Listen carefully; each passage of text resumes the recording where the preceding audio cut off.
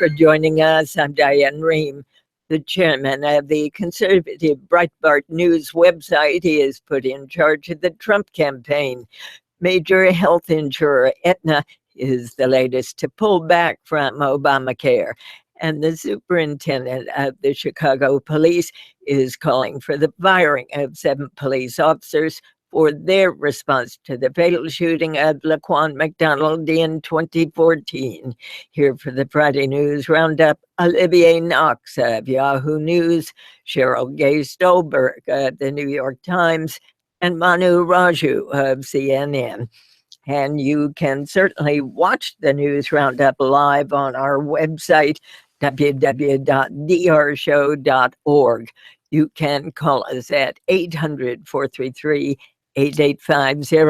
Send us an email to drshow@wamu.org. You can follow us on Facebook or send us a tweet. And good Friday to all of you. Hey, Dan. Hi, Diane. Good to have you all here. Manu Raju, we learned this morning that Paul Manafort, who was the former head of the Trump campaign, has now resigned. What's that all about? Is it because of accusations that he had a relationship with the Russian government or something else? Well, this story literally is just breaking, Diane. I mean, just minutes ago, we're learning that Paul Manafort is resigning, and it really just shows that Donald Trump has just not been happy with the direction of his campaign. I mean, you look at poll after poll, and he is losing. In battleground states, he's losing nationally, and he is on the verge of losing in a major landslide. So clearly, Donald Trump recognizes that things need to change, which is one reason why we saw that staff shakeup this week, him bringing on a new campaign manager, a new campaign CEO, while Manafort at that time, just a couple of days ago, was still the campaign chairman, was still supposedly the one calling the shots, but it was clear that he had been marginalized, and probably in no small part of these damaging stories that have come out in the last several days, showing his ties to pro-Russian interests in Ukraine. That has not been helpful. There have been more and more stories about his lobbying efforts on behalf of these pro-Russian groups. But I'm not sure if that was in and of itself why. Maybe that was one reason why he stepped aside. We're still learning all the details, but it really just shows they needed to do something different. The campaign needed to do something different. Yeah, I think those two things are intertwined, the Russia allegations, but also Paul Manafort was never really a creature of the Donald Trump campaign. Manafort was supposed to be this Washington wise man who was going to be brought in to make Donald Trump, quote, more presidential. Well, 2 months into that effort, it had plainly failed. Trump was not able to pivot from this sort of brash, Twitter happy character that he was during the primaries to the quote unquote more presidential candidate. He didn't want to do it. It didn't fit him. It didn't suit him. He didn't want to be scripted. So we saw this big campaign shakeup this week in which Manafort was kind of pushed upstairs and replaced by Kellyanne Conway as campaign manager and Steve Bannon, a Breitbart executive. And so just to wrap up, I think Manafort probably, we don't know this, but he probably also disagreed with the direction in which the campaign was going. A, he had become a distraction over the Russia allegations, and B, he just doesn't fit in this campaign mold. At the same time, Olivier, yesterday we heard Donald Trump say he regrets some of the things he said. He said that perhaps some of what he has said has caused pain. Isn't that a pivot in and of itself? Well, the danger in describing that as a pivot is that Donald Trump has, on multiple occasions, done what amounts to a 360-degree pivot, where we all report that he's changing, now he's going to break from his unorthodox strategies, and he's going to become a more conventional candidate. He's going to build bridges to the establishment, and every time we've been wrong. It was a notable moment in the speech because we haven't heard that kind of public contrition from Donald Trump. In fact, quite the opposite. Most of the time when he's confronted with his remarks, he usually adds another layer. He doesn't back off. So this was notable, but the cast of characters can change, but the leading man, I think, is going to stay the same.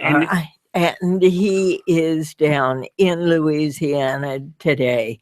with his vice presidential running mate, Governor Pence.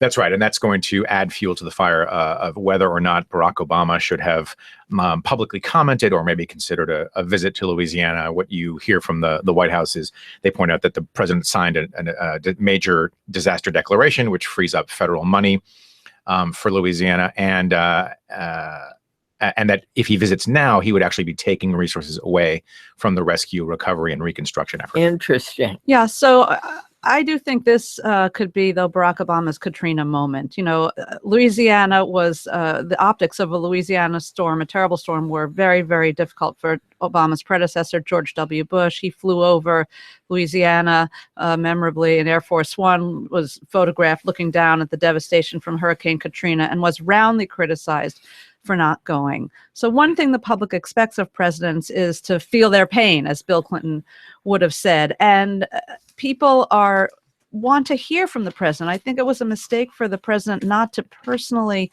come out and say, Washington is with you. Even if he wasn't going, he might have come out and had his face on camera announcing federal aid for Louisiana, telling Louisianans, you need to clean up now. I will get there when it's more appropriate. I suspect we will see a visit by Barack Obama. A real risk for the president is he's in Martha's Vineyard. He was playing golf yesterday with Larry David, just at the same time as newspaper editorials in the state were calling on him to come to Louisiana. So a risk. I mean, the scope of the devastation there is pretty remarkable. I mean, this is the worst disaster since Hurricane Sandy. There have been 6.9 trillion gallons of rain between August 8th and August 14th. 13 people have died. There have been 40,000 homes destroyed. A lot of people have filing flood insurance claims. So a real serious situation down there. 86,000 filing flood insurance claims. Just Indeed. Two quick points. One is the question of the Katrina issue. We're going to find out very quickly whether the government response was adequate, because that was really the underlying problem with Katrina. And the other thing is, we talked about public contrition earlier. I should say the media shouldn't hold its head particularly high either. There has been a relative lack of coverage of these floods. Now, granted, there's a lot of other stuff going on, but it hasn't been as much of a national news story. And this actually dovetails with the president not coming out, I think, because if he comes out and says, you know, we're on top of this, we're releasing aid, we feel your pain, and the rest of it, I think that galvanizes coverage, it galvanizes donations, and it has a real effect on the public response. And what about the fires going on out in California? Just totally devastating. Yeah, devastating wildfires out there. You know, you do wonder if it's also going to make us have more of a discussion, frankly, about climate change. Whenever we see these kind of natural disasters, this flood in Louisiana, for instance, is supposedly a 1,000-year flood, not talking 100-year flood, and the terrible wildfires in California come in a context of a time when we have been talking about warming of the earth. I wouldn't be surprised if we see that conversation happening very soon as well. So if Donald Trump and Governor Pence are down there in Louisiana, what have we heard from Hillary Clinton about what's going on down there? Well, not a lot. I mean, she's quiet today. There's going to be, I don't know if there's any public events scheduled, but it puts pressure on her too. I mean, Donald Trump doing this, going down there was an interesting move, an unexpected move. And it puts the ball back in Hillary Clinton's court to decide on how to handle it. But, you know, they're going to make the argument that the White House has made that going down there doesn't do a whole lot at this point. But clearly, they're going to have to acknowledge it, given how serious of a disaster it is. Donald Trump got his first national security briefing this week. What is the tradition on that? What is put out there and what is withheld? The tradition has its roots in Harry Truman assuming the presidency after Franklin Delano Roosevelt died, and basically discovering that we had this atomic bomb program. Well, Harry Truman wasn't a big fan of that shock discovery, so he implemented. It's a tradition. It's not a law. It's a tradition that the nominees of the two major parties, after the nominating conventions, get classified briefings on national security and foreign policy. They don't get a lot. There's been a lot of overblown rhetoric about this. Paul Ryan said Hillary Clinton shouldn't get these briefings because of her email controversy. Harry Reid said that Donald Trump shouldn't get these briefings because he likes to talk. The fact of the matter is they're not getting a lot more than what you hear in the annual what's called the Global Threat Assessment hearing in Congress, which is the Director of National Intelligence kind of going around the world and explaining to lawmakers where he sees the biggest problems. There are 3 phases to these. The first are these briefings, which are not that detailed. They're classified mostly to let the nominee ask questions. You see it in Congress sometimes when someone asks a question and the Director of National Intelligence has to go into closed session. It's stayed secret. Then there's the day after Election Day, where you get a lot more detail. And finally, there's Inauguration Day or the day after, when you're actually getting the goods. They are not getting sources and methods. If the Navy SEALs are on their way somewhere, they don't hear that today. These briefings are really not that detailed. But Olivier Knox, he's chief Washington correspondent for Yahoo News.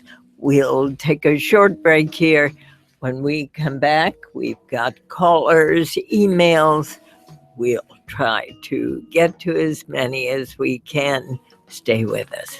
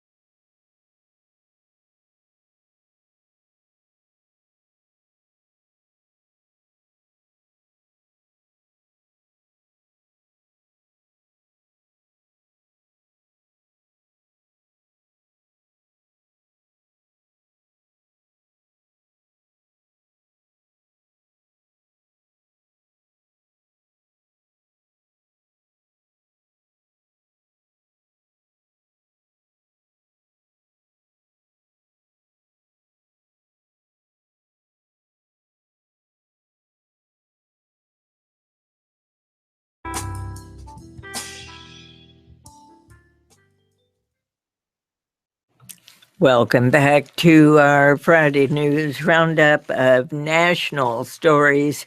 Today with Manu Raju. He's with CNN, Olivier Knox of Yahoo News, Cheryl Gay Stolberg of the New York Times. We talked earlier about the resignation after 144 days being with the Trump campaign. Paul Manafort has resigned. Here is Donald Trump's statement. Quote, this morning, Paul Manafort offered, I accepted his resignation from the campaign. He goes on to say he's very appreciative of his work. And finally, Paul is a true professional. I wish him the greatest success. I know that you mentioned Kellyanne Conway, who is now campaign manager. Tell us about her. She's a pollster, a Republican pollster, a longtime pollster here in Washington, and she became a senior advisor to the campaign earlier this year.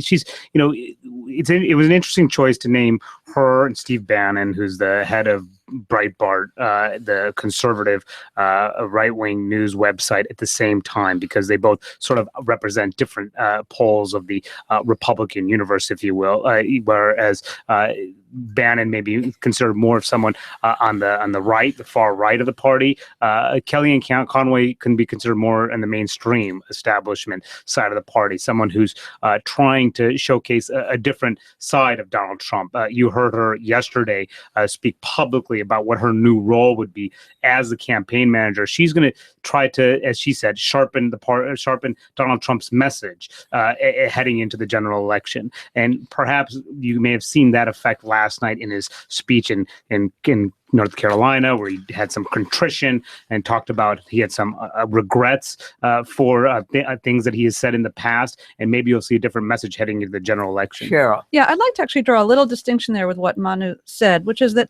both Bannon and Kellyanne Conway are definitely on the right of the party ideologically. But Bannon is more of a scorched earth, I think, practitioner of Republican politics. Whereas here in Washington, Kellyanne Conway is known as someone who is the ultimate professional. She is she's direct, she's forceful. And I thought she said a very interesting thing on CNN yesterday. She said, I want to win on the argument. And what that means is that this has been a campaign about personality. You can expect under Kellyanne Conway, Trump to start talking about the issues. She is going to push him as hard as she can to get him to take the issues directly to Hillary Clinton and to make this a fight about ideology and about beliefs and less so about personality, which is where the Clinton campaign wants to have this fight. And yet yesterday we heard a great deal of noise about whether Hillary Clinton was mentally, physically fit to take office. Again, we have yet to be right in this campaign when we predict a Donald Trump pivot or that Donald Trump will moderate his approach.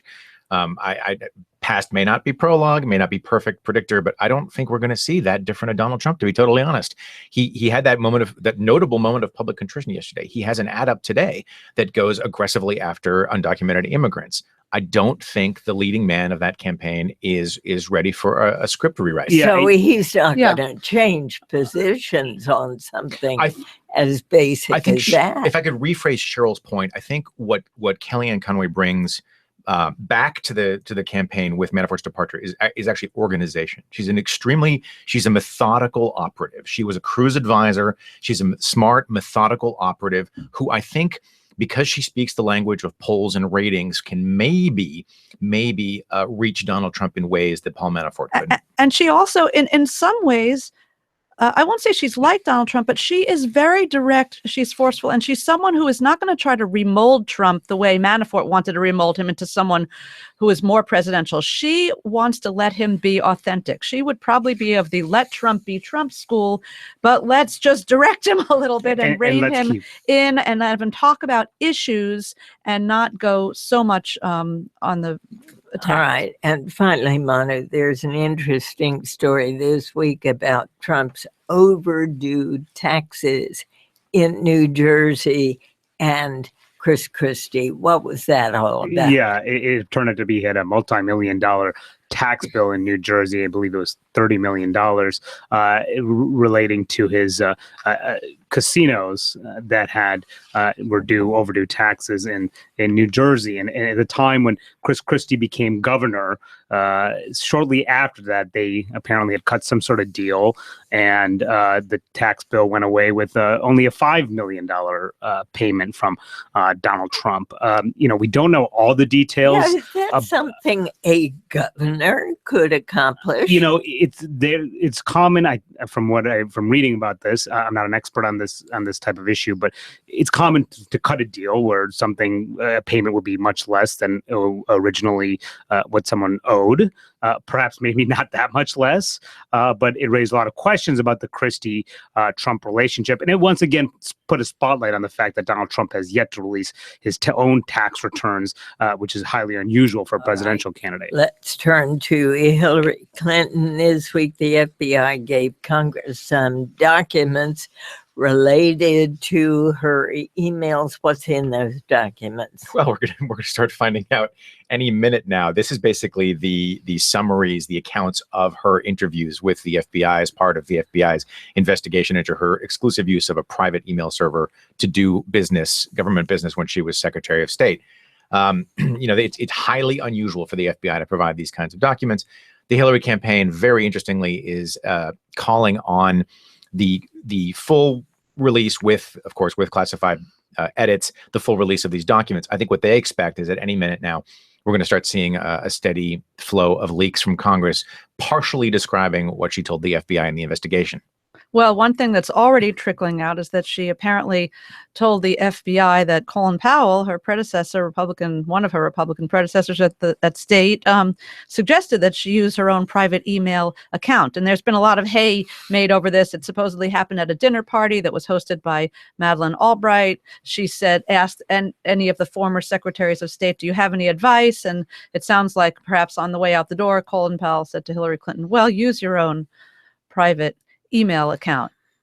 That, I must say, is a far cry from saying use your own private email server. If that conversation did happen, that's kind of intriguing, but I don't think it really gets Hillary Clinton off the hook for what transpired at the State Department under her direction. And it comes just as Republicans in the House are trying to push the idea that Hillary Clinton committed perjury in her 2015 testimony before the House Benghazi Committee when she said that she did not send or received any emails marked classified. They're trying to make that case to the FBI, to the Justice Department, to move forward with some sort of perjury investigation. Right now, the Justice Department is saying they'll only look at it as necessary. So it's unclear what kind of action, but it also shows that there's still a lot of time left in this election, that there's something that could be revealed that could change the complexion, the dynamic of the race. So should we never to assume that the outcome is already pretty good? All right, and some interesting announcements from the Clinton Foundation about the activities of Bill Clinton, what he will not do, no more speeches. Yeah, no more speeches, no more corporate donations or foreign donations to the Clinton Foundation. And this comes at the same time as there have been increasing number of criticism and scrutiny over the relationship of big Clinton Foundation donors and to the Hillary Clinton State Department, including emails that have been revealed showing an effort to set up meetings between some of those big donors and senior level State Department officials. The Clinton campaign says there were no meetings set up. There's not a quid pro quo, but it has only fed that argument from Donald Trump that this is about pay to play politics. And clearly the Clinton campaign and Bill Clinton recognize that at least there's an optics problem, and that's why they're doing this. You know, just on a lighter note, it does raise the intriguing notion of how would Bill Clinton inhabit the role of first gentleman should Hillary Clinton get elected. And that we have so many weighty things to discuss here today and so much going on in the world. But in the back of people's minds here in Washington, at least, that is kind of and a matter of intrigue. You know, what will he do? How would he go to an office in the East Wing? Who's gonna, host, be at her side for state dinners, etc. Interesting that the cookie competition, the Clintons renamed their cookie as the Clinton family cookie recipe, whereas the Trump campaign came forward with his wife's shaped in the shape of the star, with apparently yogurt in the yogurt or sour cream, one or the other. Well, too many cooks, right? Right. I know Diane asked the question on the show, but I'm perplexed by how long it took the Clintons to come around to this idea that the Clinton Foundation, that they needed to announce steps. If elected, the following things will and will not happen at the Clinton Foundation. I'm very surprised by the timing. They've been under fire for more than a year over this foundation. And I don't cover the Clinton campaign. I don't talk to her people that much. So I don't know what precipitated this, but I'm fascinated to know why in mid to late August, they finally come around to the idea that this is a liability. I wondered if they felt they just had to do it before September 1st. Labor Day is the time when the campaigns really kick off. They maybe want to just get that point out there now and have it set so it doesn't blow up for them after Labor Day. Yeah, and also possibly more emails coming out that would actually showcase, raise some more of these questions. So why not try to deal with it now, even if it may be too late? All right, here are two emails, one from Holly. She said, your panel speaking about Obama not going to Louisiana needs to check latest information. The governor of Louisiana was on Lawrence O'Donnell's program last night and reported that he asked Obama not to come now, as it depletes so much of the police and first responders when he visits any place. He is not comparable to Bush flying over New Orleans in any way. The governor also stated that Obama had called him immediately, declared a disaster, and sent help. We've made did say basically that. every one of these points. We talked Okay. about the major disaster declaration. We talked about how it would take away resources from rescue, recovery, and reconstruction. I can only suppose that the listener tuned in late. On the other hand, for the president to appear on television and say, I am doing this, might also have contributed to the weight of his doing that. Yeah. That's true. But we did note earlier, I believe I noted earlier on the show, that the governor of Louisiana had said that he would prefer the president come a week to 10 days down the road when it wouldn't be so burdensome for the state. And there's nothing precluding the president from making a statement from Martha's Vineyard. He's done that repeatedly through his presidency. Sure. All right. We're going to take a short break here. Our lines are filled. We've got other emails. We'll certainly let you know that you are listening to the Diane Rehm Show. And let's go right to the phones to Mick in Delray Beach, Florida. You're on the air. Good morning. Hi. I'm really shocked at America. I'm a 100% disabled veteran, 71 years old. I've never seen an election cycle like this. And I do not understand how so many Americans can support somebody like Trump, who wants to vet immigrants, but doesn't vet his own staff. Paul Manafort, bad guy. So many things that are just negative. And I wish America would wake up and realize that our values should be much stronger than that. All right. Thanks for calling. I think the caller raises an interesting point, although I would frame it a little bit differently. And that is that when someone runs for president, we can see what kind of manager he or she would be by the way he runs or she runs the campaign. And so we're in essence getting a preview of how both Donald Trump and Hillary Clinton would behave in the Oval Office, or at least a preview of their management styles. And so to the extent that Mr. Trump is viewed as having inadequately vetted his staff, that is a reflection on how he might run his government should he take the White House. And one thing we have not talked about, what the caller sort of alluded to, was Donald Trump's speech from earlier this week about foreign policy, when he talked about extreme vetting of people coming into this country. I don't understand what that means. Do you? Well, all the details are not clearly out there yet, but what he's trying to talk about is an ideological test for people coming into this country,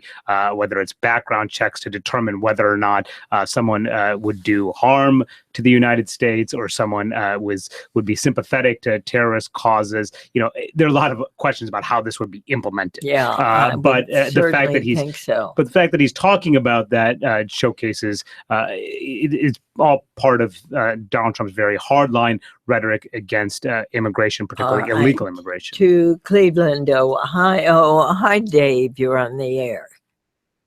Hello, good morning. Hope you guys are doing well. Thank you so much. I'm concerned about this one phrase that's been used a lot. He needs to look presidential. He has proven for the past year that the comments he makes offends many people. So when a Republican comes out and says, we need to make him look presidential, he makes changes for the next 3 months. He suddenly looks presidential. He can probably convince the public he can look presidential, start to steam into the votes as fast as he went down just recently. Olivier. Well, this gets us to another topic, something that people don't necessarily think about, which is early voting, which is enormously important. We're going to 35 states in Washington, D.C. will vote. You'll have the opportunity to vote before Election Day. This is one of the big problems for the Trump campaign. The national polls don't tell you much. We do We don't do national elections in this country. We do state-by-state elections. But if you look at places like Arizona and Ohio that are going to start voting on October 12th, North Carolina and Florida, I think October 31st, the window that Donald Trump has to attract voters to achieve this sort of crossover appeal that he has not shown an inclination or ability to develop, at least to date, the window's closing fast. And this is one of those things about an unorthodox campaign running into a very orthodox reality of the way we do elections in this country. He could change minds, on the other hand, if he changes his delivery, if he changes his attitude. The question is, will he change his ideas? Short break here, and we'll take more of your calls, comments when we come back. Stay with us.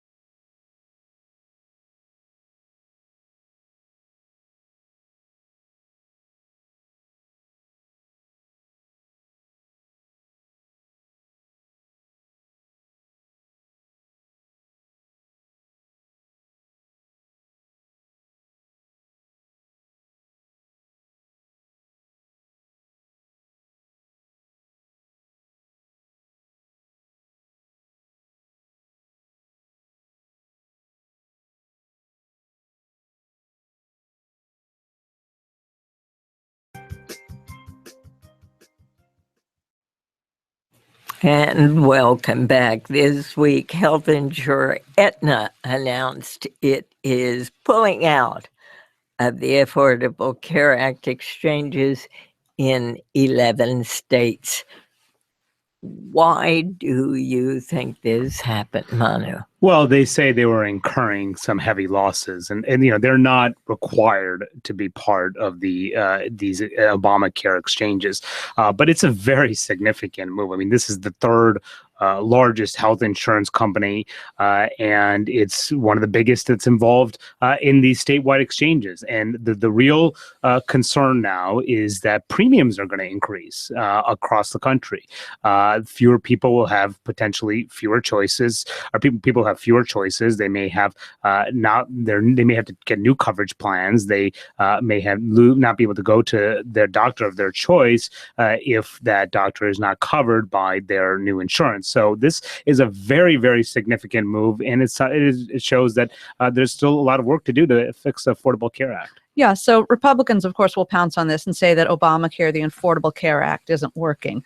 The economics of the Affordable Care Act were always very delicate, right? It was predicated on the idea that everybody would sign up, and so that healthy people, young people, would get into these insurance pools and would keep insurers' costs down. But what has happened is that many young people, healthy people, are opting for the tax penalty instead. They're staying out of these insurance pools. And who's diving in?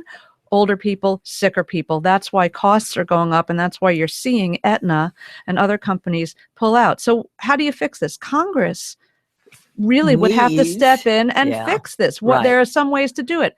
Maybe make higher subsidies. That's not going to fly in a Republican Congress. What about a single payer healthcare system, the so-called public option? Well, when they considered Obamacare, Congress rejected that. So this is a very, very difficult problem. And in this environment, I don't know how it's going to get fixed. What about the Aetna Humana deal? Right. So the Huffington Post wrote up, they got a letter in which basically the Aetna said, if you don't approve our merger, we're going to pull out of the exchange. Now, the economics of this are a little complicated because you could see how a merger might bring their overall costs down. But it certainly gave the appearance, liberals pounced on this and said, aha, they're not pulling out of the exchanges because of the economics. They're pulling out because of some underlying vindictiveness. As I said, the economics don't necessarily back that up.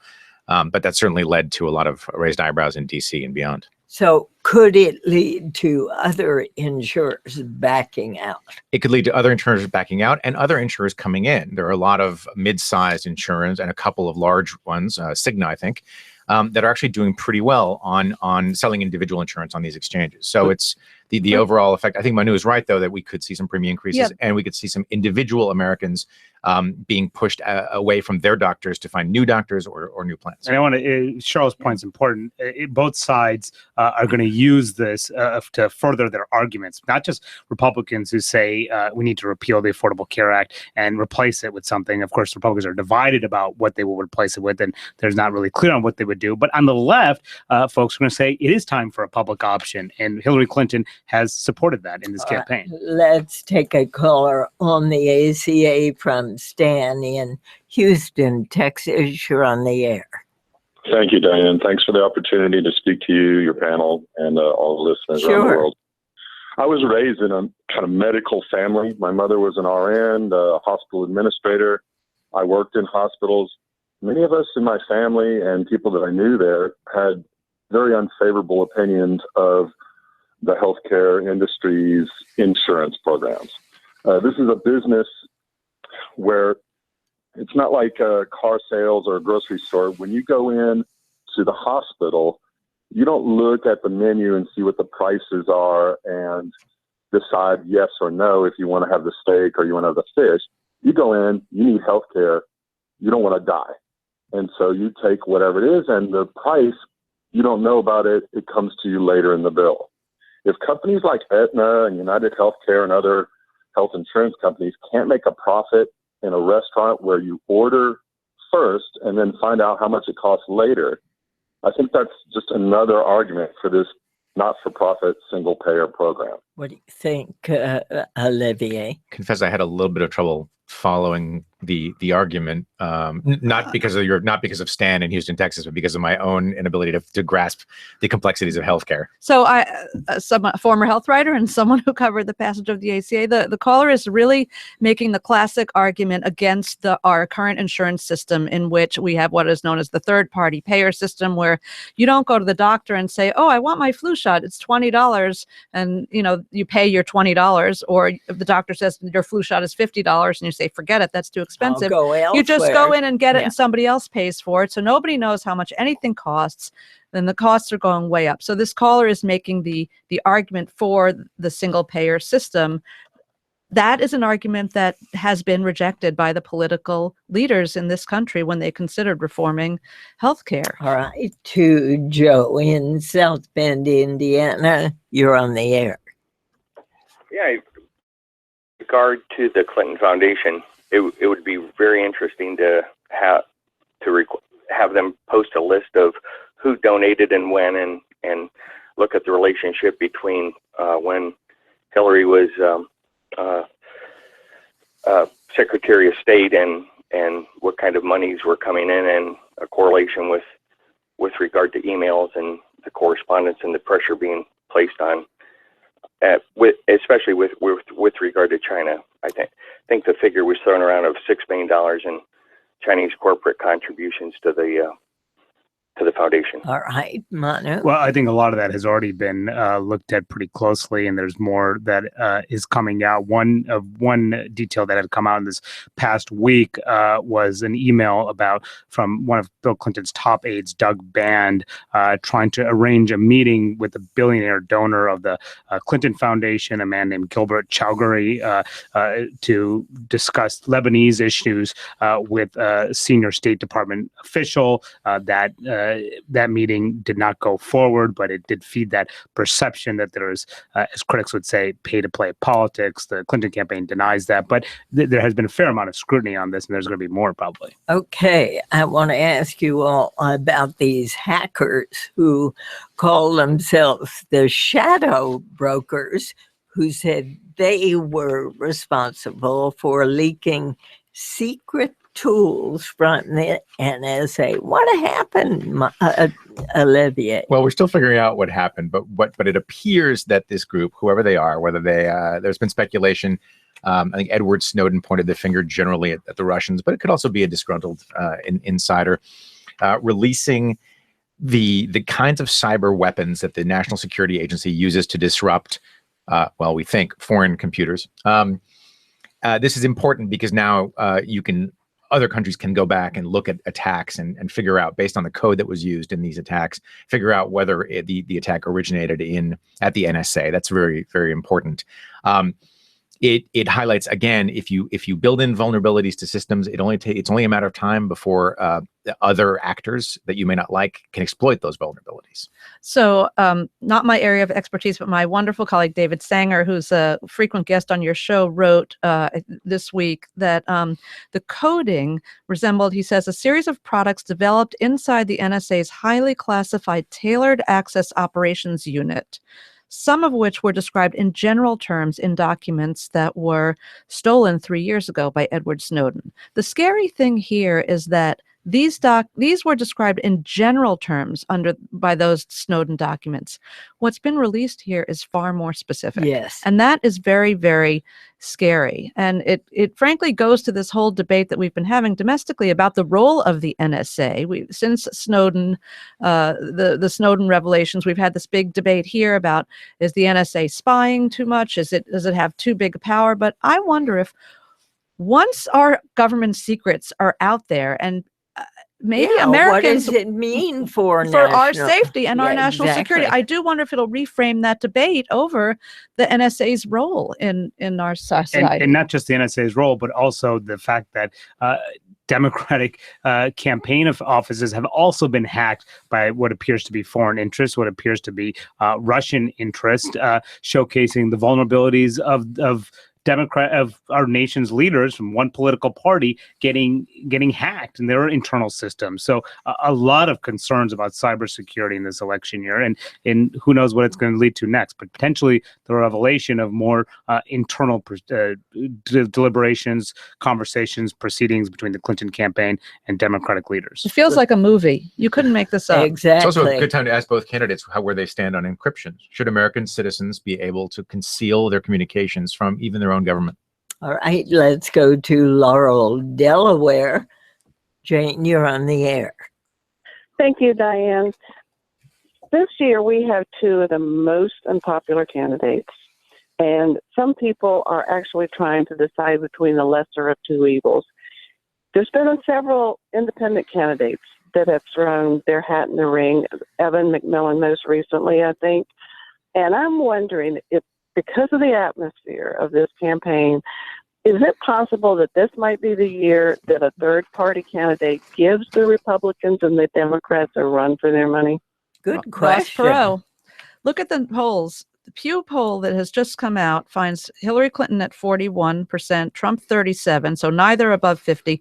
Gary Johnson, the Libertarian candidate, 10% support, and Jill Stein, 4%. So 14% of the American electorate does not want to vote for one of the major two-party But to candidates. get on that debate stage, the candidate must reach that 15% But what level. I guess what I'm suggesting is that it is possible that whoever's elected president will be elected not with a majority of support of the public, but with a plurality, much the same way Bill Clinton was elected when Ross Perot ran as a third party candidate. And it's true, both these candidates are incredibly unpopular. I was up in New Hampshire this past week. I interviewed the Democratic governor, Maggie Hassan, who's running for Senate there. I asked her 3 times, she's a Clinton supporter. I asked her 3 times, do you think Hillary Clinton is honest and trustworthy? She would not say yes. And 3 times that I asked her, it shows that there's a lot of concerns from even Democrats about their own candidate. And I was in Ohio this week, and where Rob Portman is running a race, and he's very mainstream, sort of moderate sounding, not maybe moderate ideologically, but even keel, sort of gentle Republican, and he is running about as far as you can get from Donald Trump. But the answer doesn't want to be seen with him. The answer to Jane, who's rocking it in the 302, is no. The third party candidates will not give the main candidates a run for their money. They're not on enough ballots nationwide. But the 2 figures to look at are 15% and 5%. 15% gets you on the debate stage. 5% will qualify you for federal matching funds. So we may be seeing the beginnings of what we've seen for at least a decade. Incredibly growing anger at the two-party system and using the internet. Could someone imagine Ross Perot with the internet? Imagine an organized candidate getting on the ballot in 50 states, using the internet to raise money and to organize voters.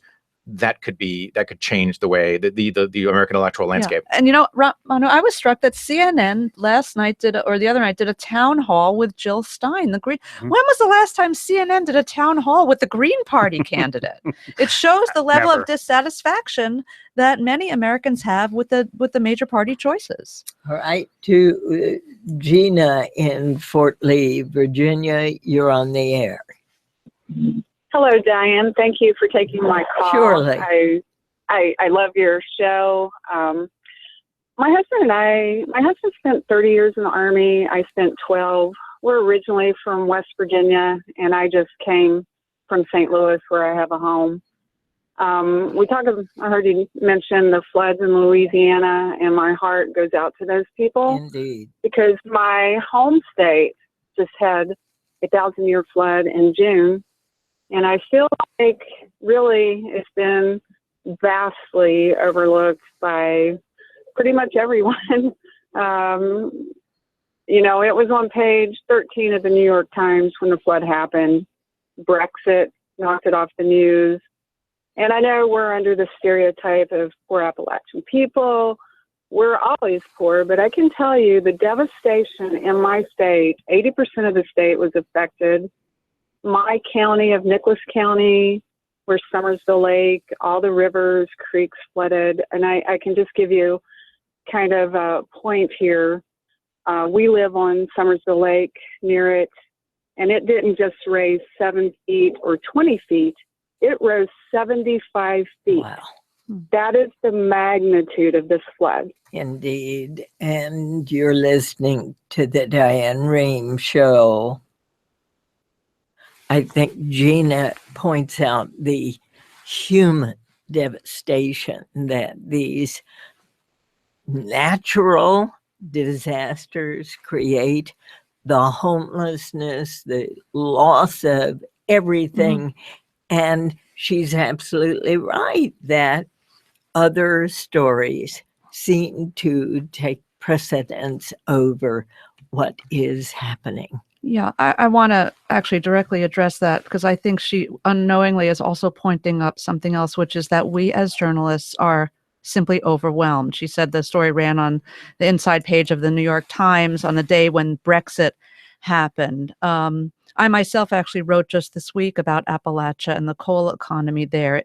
Interestingly, that story was the 5th most emailed story on our list. So you can tell, I spent time in Eastern Kentucky, that the people of Appalachia are crying out to have their voices heard. And so many Americans are crying out to have their voices heard. And yet the news is so overwhelming in this cycle that I think all of us almost feel like it's simply impossible to pay attention to the human suffering, to all the things that are going on. But I find myself wondering whether we're covering the wrong things. Maybe we are. You know, and maybe the caller is telling us that. Instead of talking about the Clinton Foundation, exactly who donated to it, or Donald Trump's regretful vocabulary, we really ought to be talking more about what's happening.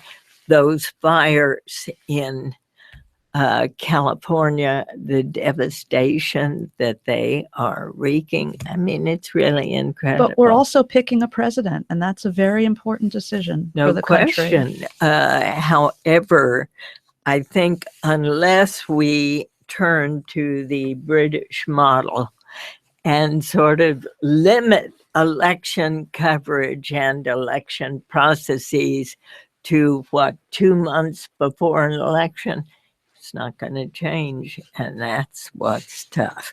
Thank you all for being here today. Cheryl Gay Stolberg of the New York Times, Olivier Knox of Yahoo News, Manu Raju, who used to be with the Washington Post and is now with CNN. Congratulations, Thank you. Manu. Thank you to all of you. And thanks all for listening. I'm Diane Rehm. The Diane Rehm Show is produced by Sandra Pinkert, Denise Couture, Rebecca Kaufman, Lisa Dunn, Alexandra Botti, Susan Casey, Danielle Knight, and Allison Brody. The engineer is Alex Drewenskas. Visit drshow.org for audio archives, transcripts, and podcasts. Our email address is drshow@wamu.org. And we're on Facebook and Twitter. This program comes to you from American University in Washington. This is NPR.